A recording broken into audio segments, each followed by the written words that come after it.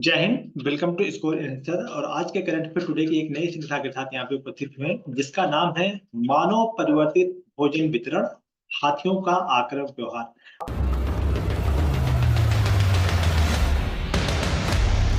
अभी हाल ही में आई हुई सूचना के अनुसार जो हाथियों के व्यवहार को लेकर के बातें की जा रही हैं, उनमें ये चीजें सामने आई हैं कि ज्यादातर क्षेत्रों में जहाँ पे हाथी रहते हैं, उनमें मानव का हस्तक्षेप ज्यादा हो चुका है। तो मानव के द्वारा किए गए हस्तक्षेप से हाथियों में ये आक्रामक व्यवहार क्यों आ रहा है, इन सभी बातों पर चर्चा आज की करंट अफेयर टुडे की श्रृंखला में करने वाले हैं।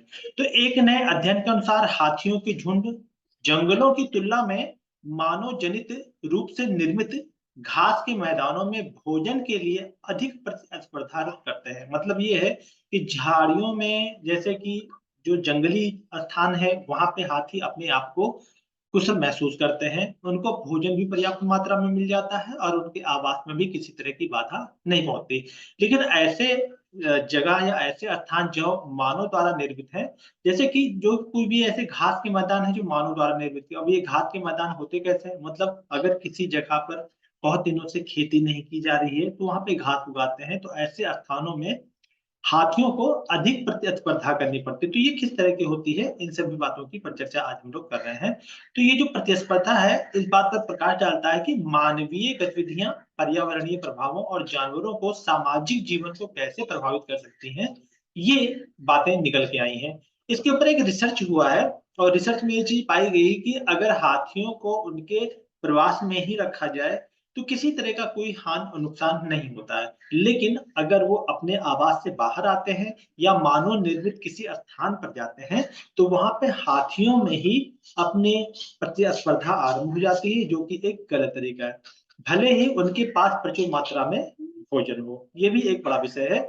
एशियाई हाथी मादा समूहों को देखते हैं। अब यहाँ पे बातें की जा रही हैं अगर मादा समूहों की, तो यहाँ पे भी ये चीजें निकल के आई हैं कि एशियाई हाथी मादावादी समूहों को दिखते हैं, जबकि नर बड़े पैमाने पर अकेले होते हैं, जिनमें सबसे समावेशी सामाजिक इकाइयां कबीला होती हैं। जो एक सामाजिक समूह बैंड, टुकड़ी और कबीले या समुदाय के बराबर होती है। कुलों के भीतर महिला हाथी विखंडन संलयन गतिशीलता दिखाती है, जिसमें कबीले के सदस्यों को आमतौर पर कई समूहों या पार्टियों में वितरित किया जाता है, जिनके समूहों का आकार और संरचना घंटों में बदल जाती है। तो ये चीजें सामने निकल के आई हैं कि अगर हाथियों के प्रवास में इनकी कोई जानकारी दी जा रही है, तो यहाँ पे मानव निर्मित स्थान और प्राकृतिक पर्यावरण से संबंधित स्थानों में क्या अंतर आता है। एशियाई हाथियों की कई लक्षण है, जिनके बारे में माना जाता है कि वे कम आक्रामक और प्रतिस्पर्धा से जुड़े हैं। तो आपको बता दें कि विश्व में सबसे अच्छी जो प्रजातियां हैं हाथियों की, ऐसी हाथी मतलब जो आक्रामक बहुत कम होते हैं और जिनमें कंपटीशन या प्रतिस्पर्धा ना के बराबर होती है, वो ऐसे एशियाई हाथी होते हैं। सबसे पहले उनका प्राथमिक भोजन निम्न गुणवत्ता वाला बिखरा हुआ संसाधन, घास और वनस्पति पौधे। इस प्रकार प्रतिस्पर्धा होने की उम्मीद नहीं है।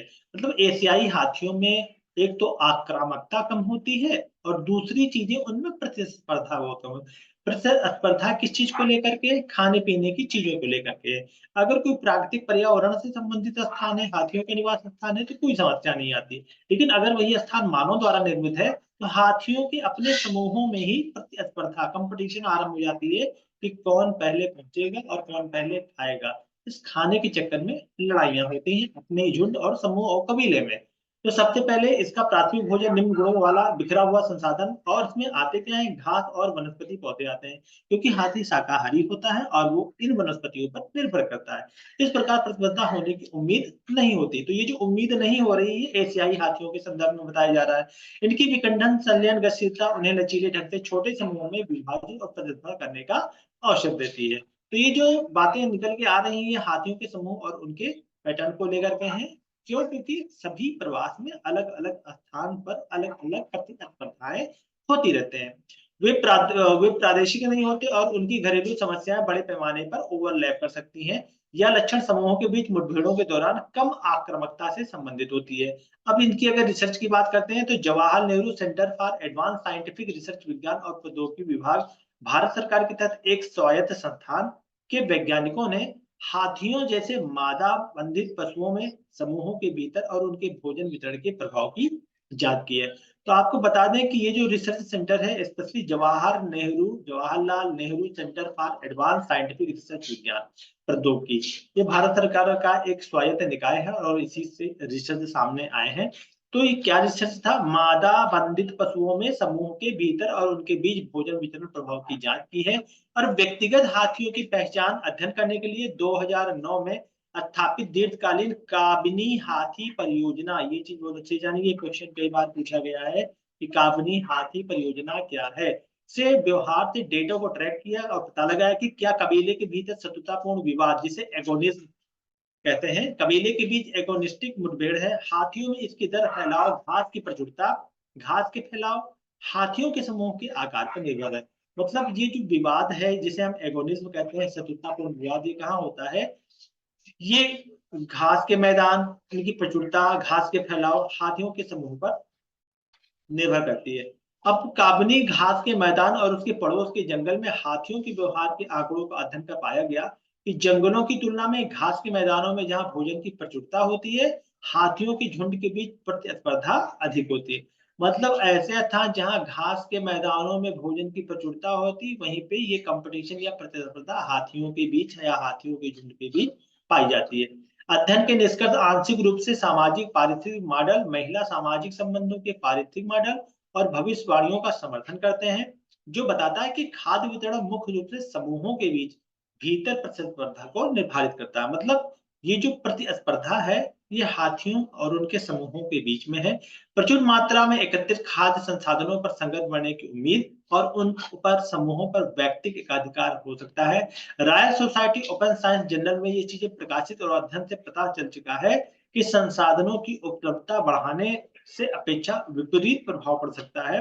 प्राकृतिक आवासों में तेजी होने वाले मानव परिवर्तन, जैसे कि जंगली आबादी की सामाजिक व्यवस्था में मानव हस्तक्षेप के संदर्भ में इसकी बहुत प्रासंगिकता है। तो यहाँ पे जो बातें समझ के आ रही है वो ये आ रही हैं कि हाथियों को अगर उनके प्रवास में रखा जाए या उनके अपने निवास स्थान में रखा जाए, इस प्रकार की गतिविधियां थोड़ी कम होती हैं। और ये जो अध्ययन आया है, इस पे ये चीज पती है कि मानव जनित रूप से निर्मित घास के मैदानों में भोजन के अधिक प्रतिस्पर्धा करते हैं और इसी बात पर प्रकाश डाला गया है कि मानव गतिविधियां पर्यावरणीय प्रभावों और जानवरों के सामाजिक जीवन को कैसे प्रभावित कर सकती है। इसी बातों की पर चर्चा आज करंट अफेयर टुडे की नई श्रृंखला में की जा रही है। तो आज के करंट अफेयर टुडे की श्रृंखला में यहीं तक। मिलते हैं नेक्स्ट सेगमेंट में नए तथ्य और नए विश्लेषणों के साथ। तब तक के लिए स्कोर इनहेंसर की तरफ से जय हिंद, जय भारत।